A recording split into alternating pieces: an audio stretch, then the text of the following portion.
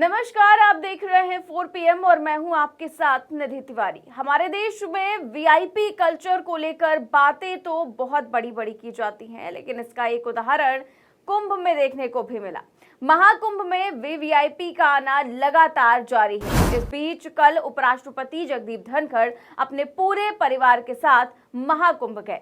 उन्होंने आस्था की डुबकी लगाई और परिवार के साथ पूजा अर्चना भी की। पूरा वीवीआईपी ट्रीटमेंट उपराष्ट्रपति जगदीप धनखड़ को मिला, क्योंकि वो देश के उपराष्ट्रपति हैं और योगी आदित्यनाथ ने उनका स्वागत भी किया। और उसके बाद योगी आदित्यनाथ की तारीफ में उपराष्ट्रपति ने भाव विभोर होकर जो बातें बोली है कि पूछिए मत। लेकिन उपराष्ट्रपति जगदीप धनखड़ की इस बात की तुरंत धज्जियां उड़ा दी अंग्रेजी अखबार द टेलीग्राफ ने अपने फ्रंट पेज पर दिव्य और भव्य महाकुंभ की ऐसी तस्वीरें छाप दी जिसने न केवल उपराष्ट्रपति के दावों की पोल खोल दी, बल्कि योगी जी के एक एक झूठ का पर्दाफाश भी कर दिया। तो पहले देखिए धनखड़ जी ने क्या कहा। दुनिया का अद्भुत अद्वितीय ऐतिहासिक, आज तक पृथ्वी पर इतने करोड़ों लोगों का संगम नहीं हुआ है। और जो उत्कृष्ट व्यवस्था है,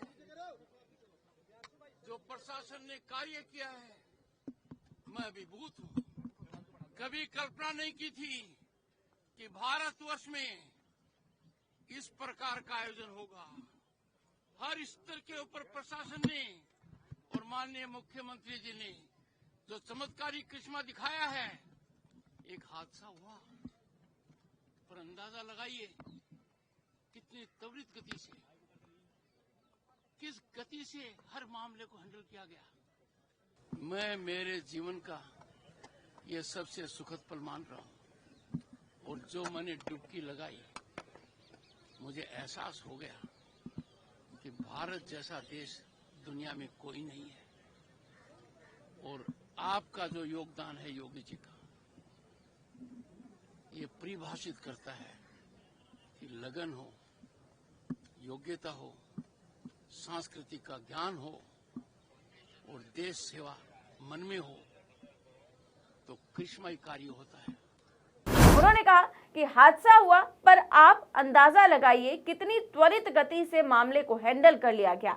उपराष्ट्रपति ने इसके बाद कहा कि इस ऐतिहासिक आयोजन के लिए योगी आदित्यनाथ की तारीफ की जानी चाहिए। उन्होंने कहा कि यह ऐतिहासिक है। आज तक इतनी संख्या में लोग धरती पर कहीं इकट्ठे नहीं हुए होंगे। जो व्यवस्थाएं और काम प्रशासन ने किया है वो लाजवाब है। मैंने कभी नहीं सोचा था कि इस स्तर का आयोजन भारत में भी हो सकता है। धनखड़ ने इसके साथ ही ये भी कहा कि जब मैंने डुबकी लगाई तो वो पल मेरी जिंदगी का सबसे खुशनुमा पल था। मुझे ये महसूस हुआ कि दुनिया में भारत जैसा कोई अन्य देश है ही नहीं। योगी जी ने दिखा दिया कि अगर आपके पास समर्पण क्षमता, संस्कृति का ज्ञान और राष्ट्र के प्रति सेवा की भावना हो तो चमत्कारी काम हो सकते हैं। तो देखिए उपराष्ट्रपति जगदीप धनखड़ ने चमत्कारी बता दिया योगी जी को और बिल्कुल भाव विभोर हो गए वो गंगा जी में डुबकी लगाकर, संगम में डुबकी लगाकर। और उसके बाद उन्होंने योगी जी की तारीफ में जमकर कसीदे पढ़े। और देखिए उन्होंने भगदड़ की भी बात की और कहा कि इतनी जल्दी कंट्रोल कर लिया। ठीक है, सब कंट्रोल कर लिया, बहुत अच्छे से कंट्रोल कर लिया। अब देखिए जरा टेलीग्राफ ने क्या छापा है। टेलीग्राफ ने अपने पहले पन्ने में इस तस्वीर को छापते हुए लिखा है कि वीवीआईपी सिंड्रोम कुंभकर्ण, यानी कि वीवीआईपी का ये जो सिंड्रोम है हमारे देश में, इसको कुंभकर्ण कहा है इस अखबार ने। अब इस फोटो को देखिए, ये लोग हैं जो अपने लोगों से बिछड़ गए हैं और खोया पाया केंद्र में रुके हुए हैं, अपने लोगों की तलाश कर रहे हैं। अभी जिनका कुछ भी पता नहीं चल पाया है, उनको लेकर के ये तस्वीर छापी हुई है टेलीग्राफ ने कि वो लोग गत्ते के बिस्तर पर सोए हुए हैं। कल दैनिक भास्कर की इस हेडलाइन में छापा गया था कि 1500 लोग बिछड़े हुए हैं। किसी की माँ बिछड़ी है, किसी का पिता, किसी के बच्चे, तो किसी का भाई, तो किसी की बहन, और अभी भी कोई जानकारी नहीं मिल पाई है। तो वो लोग जो बिछड़ गए हैं अपनों से, उनके लिए शासन प्रशासन ने क्या चाक चौबंद व्यवस्था की है। देखिए जो गत्ता होता है, जिसमें जब कोई सामान हम मंगाते हैं, ऑनलाइन है शॉपिंग करते हैं, तो जिसमें सामान आता है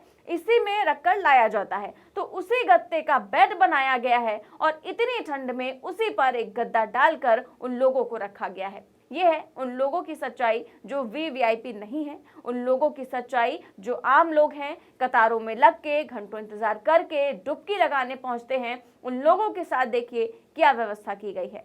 ये है इस देश में एक आम आदमी के जीवन की औकात। हजारों करोड़ रुपए फूकने का जो दावा किया जा रहा है महाकुंभ की व्यवस्था के लिए, ये हजारों करोड़ रुपए फूके गए हैं इस गत्ते के बेड बनाने में।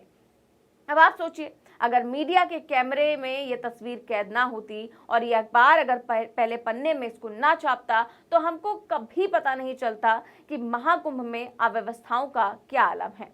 इसके अलावा दैनिक भास्कर ने एक स्टिंग ऑपरेशन भी छापा है उस एम्बुलेंस के ड्राइवर का जो लगातार भगदड़ के बाद लोगों को अस्पताल पहुंचा रहा था या शवों को शवगृह में पहुंचा रहा था, या अलग अलग राज्यों में महाकुंभ भगदड़ हादसे में एम्बुलेंस ड्राइवर ने दावा किया है कि 30 जनवरी की तड़के हॉस्पिटल में पैर रखने तक की जगह नहीं थी। पैर रखने की जगह नहीं थी, वो लाशों को कर्नाटक, पश्चिम बंगाल और पटना तक छोड़कर आए हैं। उस एम्बुलेंस ड्राइवर का बयान है जो ये कह रहा है कि जब हम एम्बुलेंस में शवों को लेकर हॉस्पिटल पहुंचे तो वहां पर पैर रखने तक की जगह नहीं थी और हम जो शव हैं उनको कर्नाटक, पश्चिम बंगाल, पटना तक छोड़कर आए हैं। ये स्थिति थी वहां पर। और सरकार को देखिए, अब तक ये बताया गया है कि केवल और केवल 30 लोगों की मौत हुई है। सरकार का आधिकारिक आंकड़ा केवल 30 लोगों की मौत का है, लेकिन किसी को कुछ नहीं पता कि कितने लोगों की मौत हुई है। सब अपने अपने दावे कर रहे हैं और दैनिक भास्कर का ये स्टिंग ऑपरेशन बताता है कि पैर रखने तक की जगह नहीं थी हॉस्पिटल में। किसी का दावा है 100 लोग मरे, कोई कह रहा है 200, कोई 500 तो कोई 1000। लेकिन सटीक आंकड़ा जो कि सिर्फ सरकार दे सकती है वो ये कह रही है कि सिर्फ 30 मरे। वो सरकार जो आए दिन ये आंकड़ा देती है कि इतने करोड़ लोगों ने डुबकी लगाई, 10 करोड़ लोग आ गए, 5 करोड़ लोग आ गए, वो ये बता रही है कि वहां पर जो मृतकों की संख्या थी वो केवल और केवल 30 थी। एक ऐसी व्यवस्था जहां अभी तक ये नहीं पता कि कितने लोग एक्चुअली में मरे हैं। प्रशासन इतना संवेदनहीन है, ये सरकार इतनी संवेदनहीन है कि सही आंकड़े तक बताने को तैयार नहीं है। वहां के प्रशासन को तो ये तक नहीं पता कि एक नहीं बल्कि कई जगहों पर भगदड़ हुई थी। और उसी सरकार की व्यवस्था पर उपराष्ट्रपति जगदीप धनखड़ भाव विभोर हुए जा रहे हैं, अभिभूत हुए जा रहे हैं। उपराष्ट्रपति को क्या ये नहीं पता कि जो व्यवस्था उनके लिए की गई है वो व्यवस्था सबके लिए नहीं है। उनके इर्द गिर्द तो पूरा सुरक्षा बल था। उन्होंने अपने परिवार वालों के साथ डुबकी लगा ली, पूजा अर्चना कर ली, नाव की सवारी भी कर ली। लग्जरी व्यवस्था सबको नहीं मिलती। आम आदमी की तो ये हैसियत है कि उसको तो गत्ते के बेड पर सुलाया जाता है। आम आदमी को तो ये भी नहीं पता कि उसके अपने मर गए हैं या लापता हैं, जिनके लिए वो लोग इस गत्ते के बेड पर सोए हुए हैं, इस टेंट में रुके हुए हैं, इस उम्मीद में कि उनके अपने एक ना एक दिन जरूर मिल जाएंगे। और सरकार क्या कर रही है? दूसरों पर आरोप मढ़ रही है। खबर देखिए, महाकुंभ भगदड़ मामले में मिला साजिश वाला एंगल, जांच में जुटी एसटीएफ।